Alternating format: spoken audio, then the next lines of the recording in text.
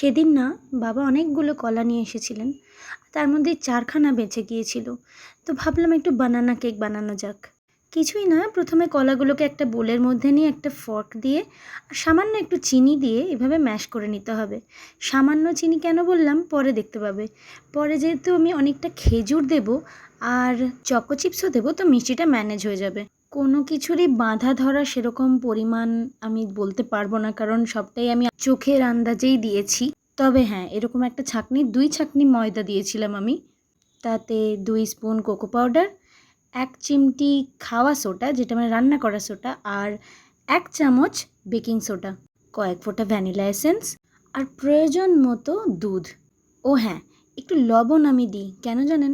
আমার মা বলে যে মিষ্টির সাথে একটু লবণ দিলে বেশ মিষ্টি ভাবটা বেড়ে যায়। আর পরিমাণ মতো দুধ বললাম, মানে এমনও করবেন না যে অনেক পাতলা হয়ে যায়, আবার এমনও দেবেন না যে একদম শক্ত একটা মণ্ড হয়ে যায়। এরপর আর কি, কুচিয়ে রাখা ওই আখরোট আর খেজুরগুলোও মিক্স করে দেবো, আর উপর থেকে চকো চিপস ছড়িয়ে সেটাকেও ভালো করে ম্যারিনেট করে নেব। এরপর একটা মাইক্রোওভেন প্রুফ পাত্রের মধ্যে এইভাবে তেল আর ময়দা একটুখানি ছড়িয়ে নেব, কেন সেটা একটু পরেই দেখাচ্ছি। তারপর ব্যাটারটাকে এর ভিতরে আস্তে আস্তে দিয়ে ভালো করে এভাবে ঠোকা মেরে নিতে হবে, যাতে এর ভিতরে কোনো এয়ার বাবলস না থেকে যায়, তাহলে কিন্তু কেকটা ভালো হবে না। আর উপর থেকে আরও একটু আখরোট আর এই আগে থেকে কেটে রাখা খেজুর আর চকো চিপস দিয়ে গার্নিশ করে দেবে।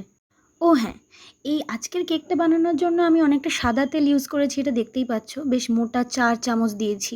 কিন্তু যদি বাড়িতে বাটার থাকে তাহলে সেটাকে মেল্ট করে দিতে পারো। আমার বাড়িতে বাটার ছিল না, তাই আমি সাদা তেল দিয়েছি। তেল বা বাটারের প্রতি যদি কার্পণ্য করো তাহলে ময়েশ্চার বেশি আসবে না কেকে, শক্ত শক্ত হয়ে যাবে, তখন কিন্তু আমায় বলতে এসো না। আর যদি এরকম কেক চাও, এরকম সফট তুলতুলে, তাহলে একটু কেক বা ব্রেডে একটু বাটার বা তেলের পরিমাণ দিতে হবে।